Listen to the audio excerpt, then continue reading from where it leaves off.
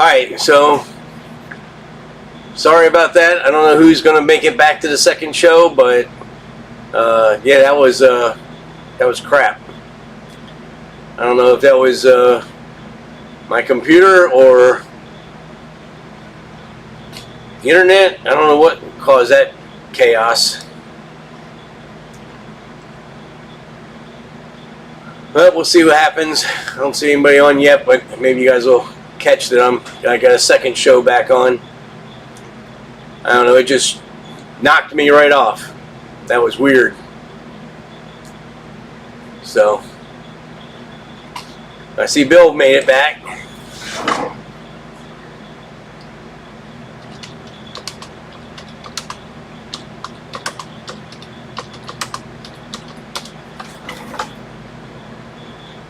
Yeah, so we just got cut right off. I don't know what that was all about.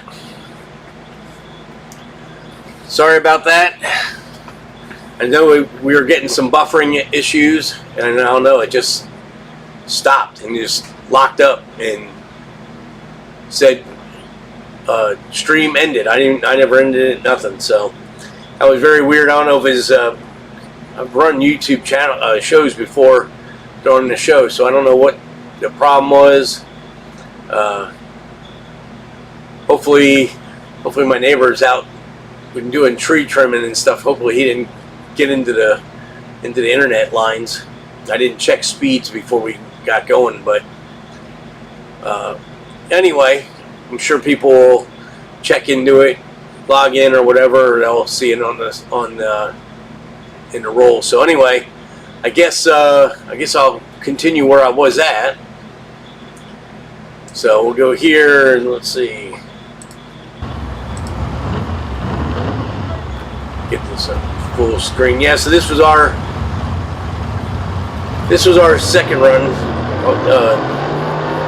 Forever Grudge's camera guy wasn't too steady, so we had to run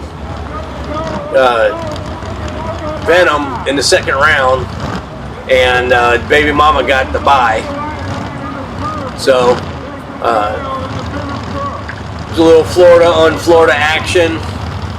I may have heard there may have been some money on the side on this deal, but the winner of this race would end up going to the finals against Baby Mama.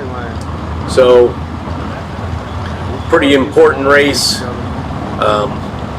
They put us in the right lane. We hadn't had much success in the right lane up to this point, so we weren't sure what was going to happen.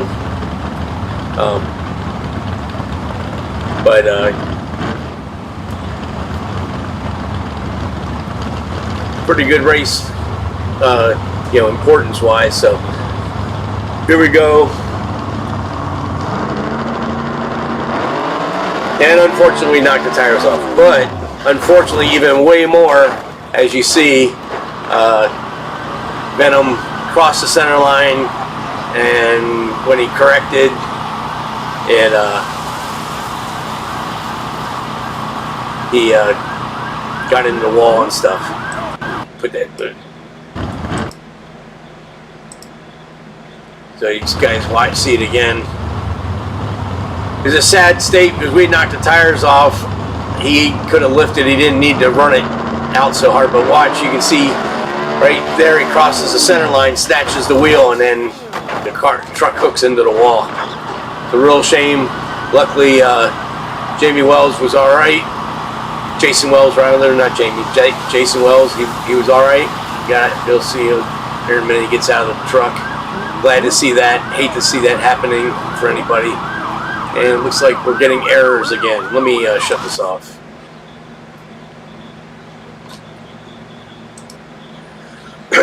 So let me get this to get caught up. For some reason, we're getting errors every time I'm playing the video, so I don't know what's going on with that. But hopefully that's going to go away.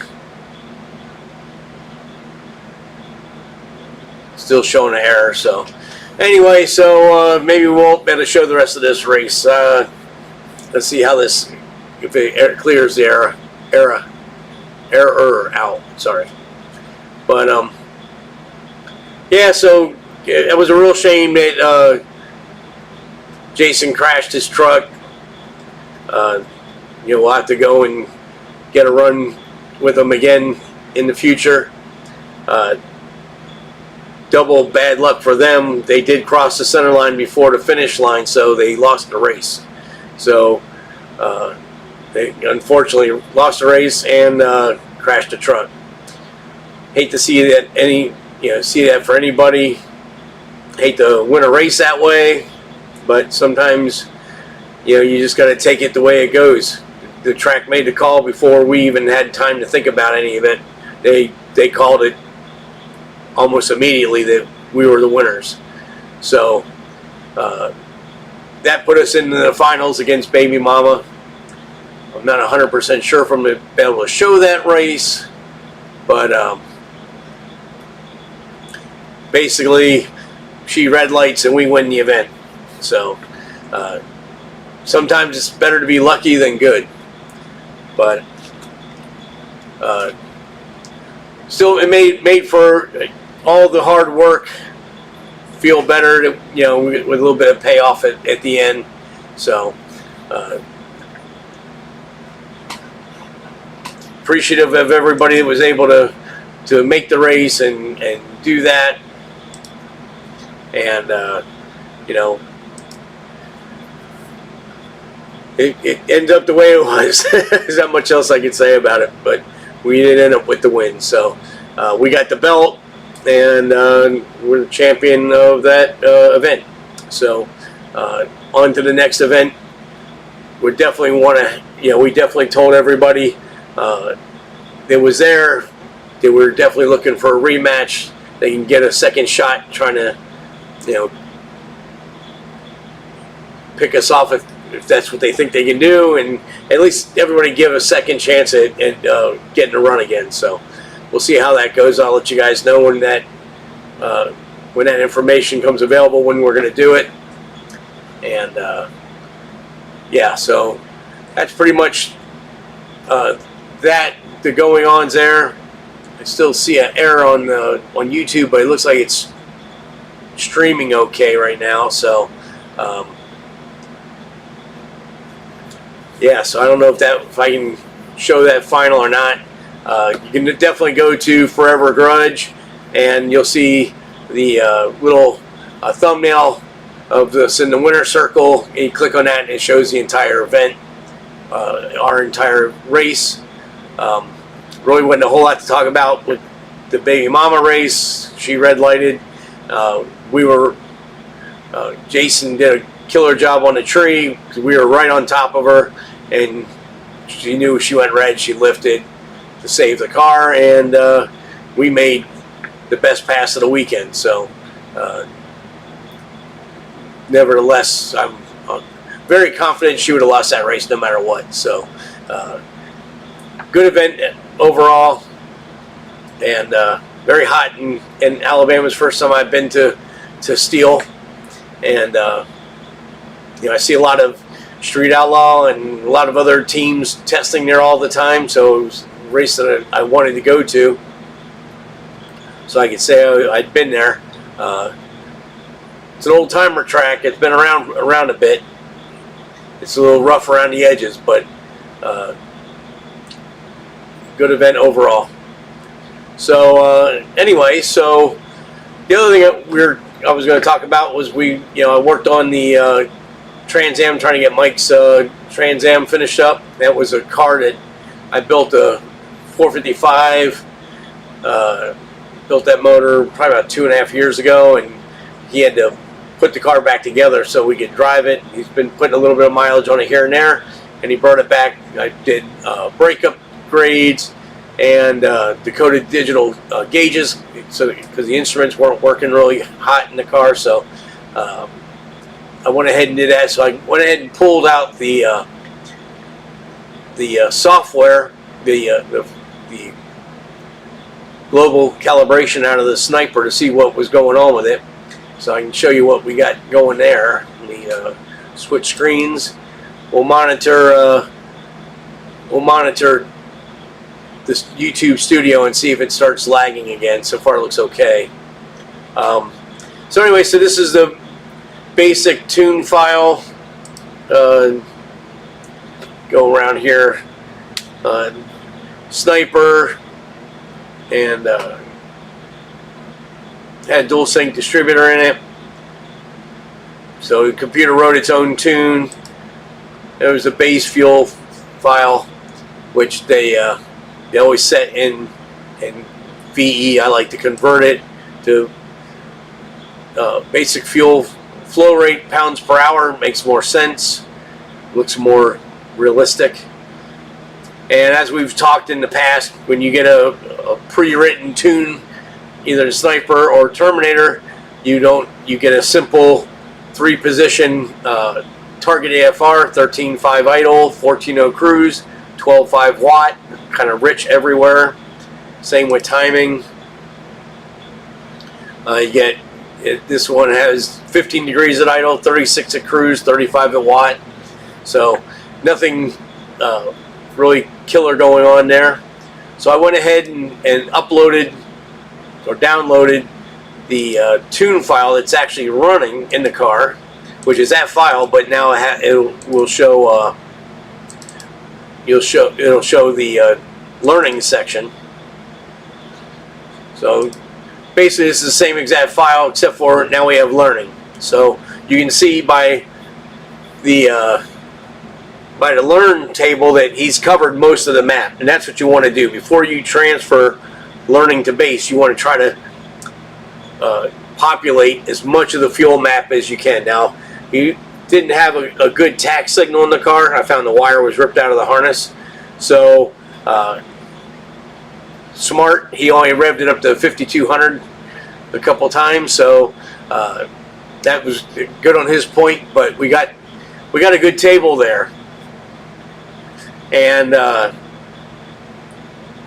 it's pretty wild that, as I said, the base fuel map is in VE. So let me show you. I went ahead and updated a file that I actually put back in the car that I'm going to run tomorrow.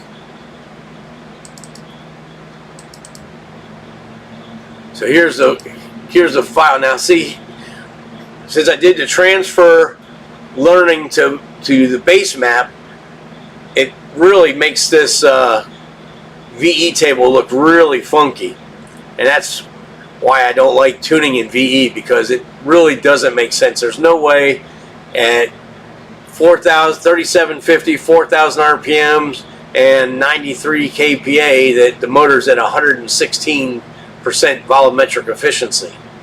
It just doesn't work. So again, we convert back to fuel consumption, and now we're looking at pounds per hour of fuel. So that makes a lot more sense now. So again, the VE tables are always in a simulated table. It's not real VE, because that's a calibration that you'd have to be on an engine dyno to get the numbers, and so they just put that in there.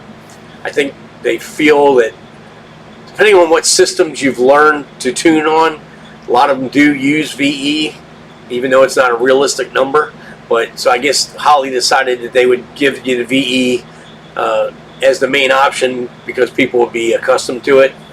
But with the way I've been tuning fuel injection for all these years, pound per hour just makes a lot more sense. You can put the brake specific fuel consumption into an easy formula, and it'll give you a pound per hour, and then you can look on this map and see if the pound per hour matches, and you know whether the tune is good or not.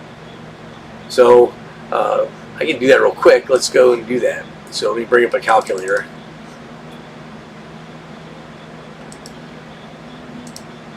So brake specific fuel consumption on a gasoline non-boosted car is going to be 0.45 for super efficient, 0.5 for regular. So let's just put 470. Yeah, we got 475 horsepower times 0.5 equals 237 pounds per hour of fuel. So we go here and see if I can highlight this number here. Here we go. So this tune at 5750 and 105 kph, which is watt, is putting in 233 pounds of fuel. So you kind of get how that makes sense. It makes sense to me. I'm saying the motor might make 475 horsepower, so we need to have enough fuel to feed it, and we're at 233 with this tune. So this tune should be within 5% if the motor can make that much horsepower.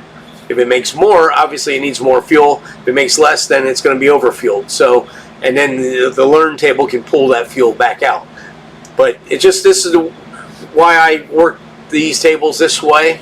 It just seems to make sense, and I can make a tune work very quickly. And you know, I can do a mail order tune. If a guy has a realistic horsepower number on his engine, I can send him a file, and it's going to be pretty darn close, right up front. So, of course, being that now we are in this file on a computer, I can correct a lot of this stuff. You can see I've made a new target AFR table, so now we have a 2D table where we have different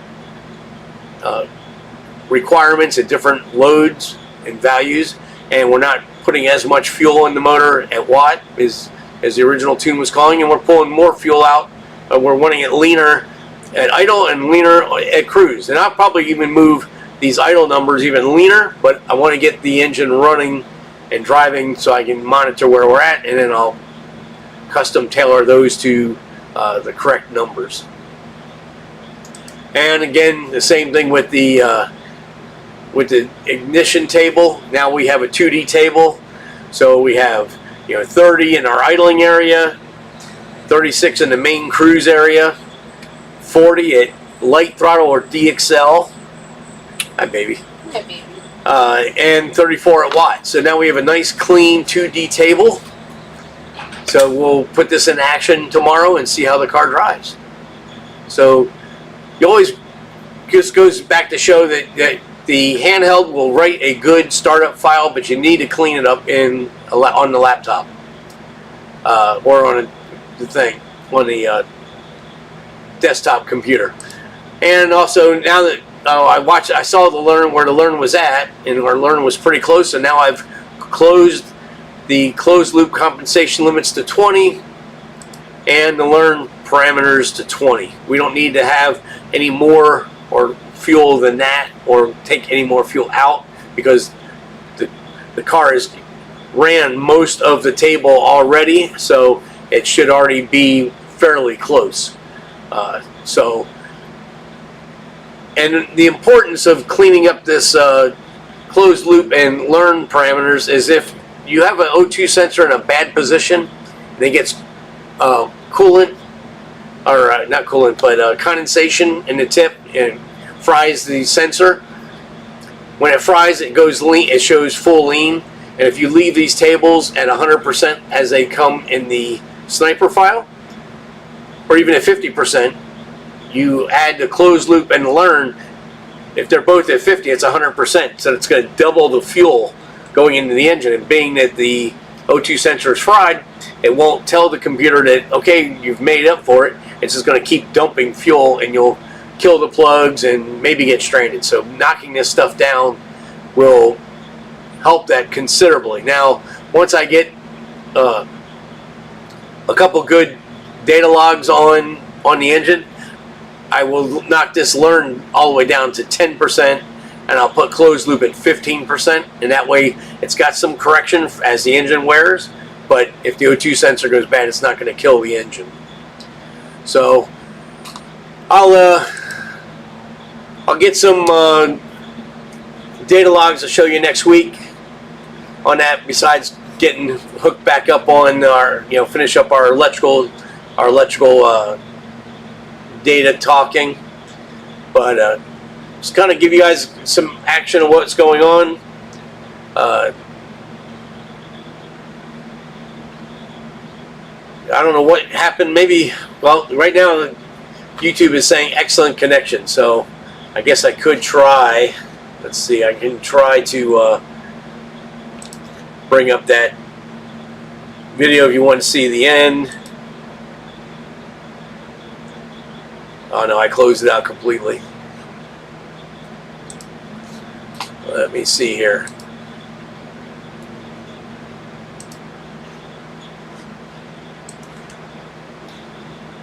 Okay.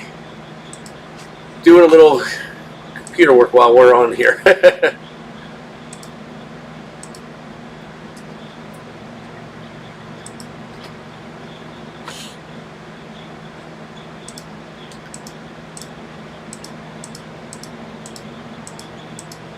There's, oh, here they are.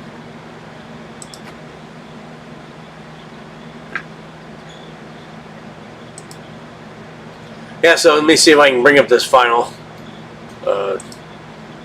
Kind of gets it changed around a little bit.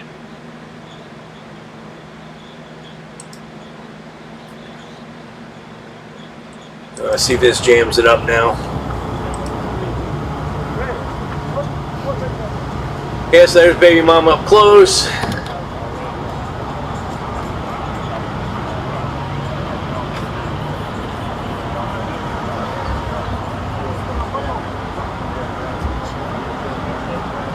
And he kind of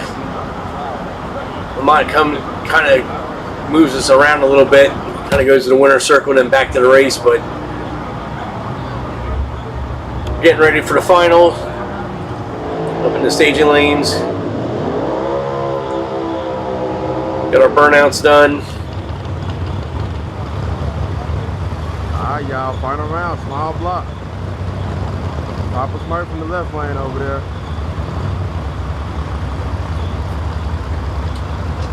Really sad that I did not get my GoPros and stuff hooked up on the car like I normally do. But work a lot just didn't allow it this time.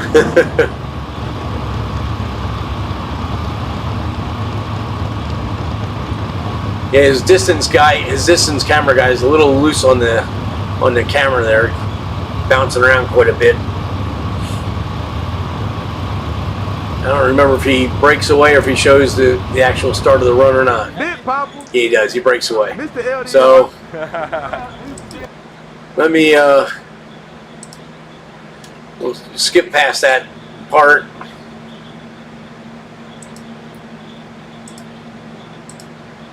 All right, here we go.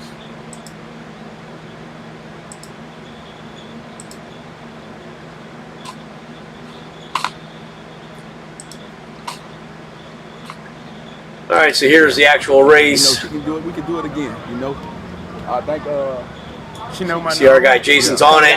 Florida. He went green, she went red. So, and we made a good clean pass. He liked the show out in front of so that was it. Woohoo! We win. Come on down. Got Walter Price, Mr. Price, Joe Price. Yeah. Come on down to Orlando. There's just some of the follow-up afterwards. When can we see it now? There's the nice belt we got. Body race. Everybody know body race. If you want to watch the rest of that, you can go on Forever Grudge and watch it on this show. But did good. See if he got I guess he didn't get a picture of us all in the thumbnail showed us all on the winner circle, but it was a good time. Oh, I know well, that doesn't matter. So anyway, so yes, that was our eventful week, the last event, and it worked out well for us. You know, like I said earlier, sometimes it's better to be lucky than it is to be good. But a lot of people will tell you when they win an event, whether it's a big money bracket race or you know, when I was racing Pro Mod, or even when we're running Grudge, sometimes there's always that one lucky spot you got going through the rounds that gets you to the final. Very seldom you skate right through the whole event. You always got that one lucky shot that if it didn't work out that way, you'd have been done. We had that, you know. Really hated to see Venom crash their truck, but it worked out in our favor. I hate to say it like that when somebody crashes their vehicle. Luckily, Jason Wells was fine. Yeah, you can fix the car. It's hard to replace people. So again, I'm really glad that he was okay, and we'll definitely line up again in the future. So, and I'm sure Baby Mama's going to want to line up again now that we've actually raced them and they red lighted. So I'm sure they've got a bone to pick with us.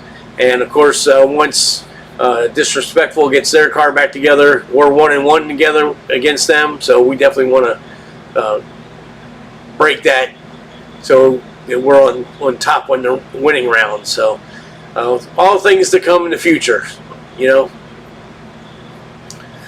So I don't know what talked to Jason, Jason Black. He's the driver of the Smurf. I talked to him earlier today. He's in. He said he was going to Piedmont to test his car tonight, and he said he may jump in if he had a question on his Holly. So now that we had one show go dead and I had to restart a second one, I don't know if he was able to catch up. I'm sure he'll be fine. He's got a pretty good tune-up in that car already. So yeah, so hopefully, again, I apologize for everybody that's gotten back on for I don't know whether that was a problem on YouTube streaming or a problem. I didn't see anything on my side. It kept saying encoder, so I'm thinking the encoder is on the upload side. But I'll definitely check my speeds and stuff and see what's going on with that. Hopefully the sound is okay. I know, I usually use a nice microphone, and right now I'm using the mic off my camera right up here. So hopefully it's not horrid, and the sound is okay. Nobody mentioned anything, so I'm sure there's something coming through the speakers. But anyway, I think being had off for vacation and everything else, we'll go ahead and give it a call out for tonight. I hope everybody that was on the other one was able to find us again on the second one. I apologize. Sometimes the electronic world is out of our control, but I will do my due diligence to see why that happened and try to correct that for next week. Again, next week we'll pick up with our wiring, finish up our wiring section. So if you guys have any questions, think about that.